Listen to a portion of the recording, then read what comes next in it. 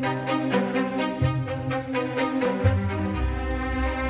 the high hills of the Galilee to the lowest place on earth, the Dead Sea, the Holy Land has been a source of inspiration and research for ages.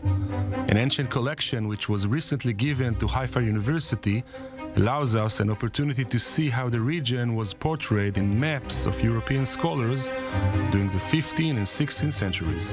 This is a particularly interesting period because on the one hand you have the tradition of sacred geography, working with the Bible, locating events, studying the biblical narrative in its geographical setting. On the other, you have the printing revolution, which makes maps readily available to larger audiences.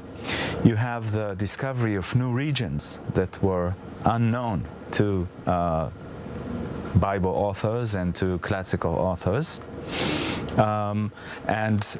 This conjunction, new knowledge, new technology in print, and also continued interest in biblical history brings about a revolution, you could say, in the study of the Holy Land as well.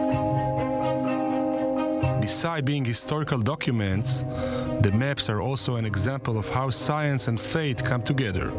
One map, for example, shows a division of the land among biblical tribes. Another, perhaps drawn under Renaissance influence, shows the second Jewish temple in Jerusalem as a lavish castle.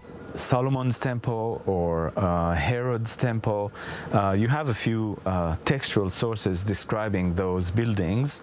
At that time, you didn't have archaeology. These are all reconstructions based on textual interpretations. So you have Josephus, and you have the Talmud, and you have, of course, the Bible itself.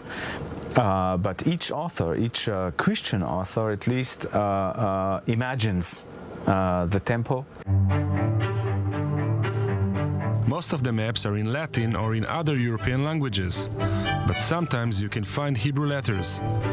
In this map you can see Jerusalem in two different periods: the destruction of the 1st century CE during the Jewish revolt and the rebuilding of Jerusalem. The political tension of that time is also reflected in the maps. The Muslim presence is there.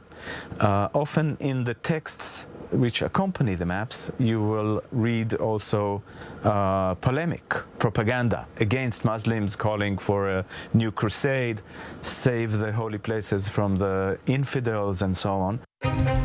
Dr. Shalev of the Haifa University says the maps teach us a lot about tendencies of Europe in the 16th century, perhaps even more than they shows us the situation in the Middle East at that time. This is indeed a unique window to how people thought of, dreamed of, and envisioned the Holy Land 500 years ago.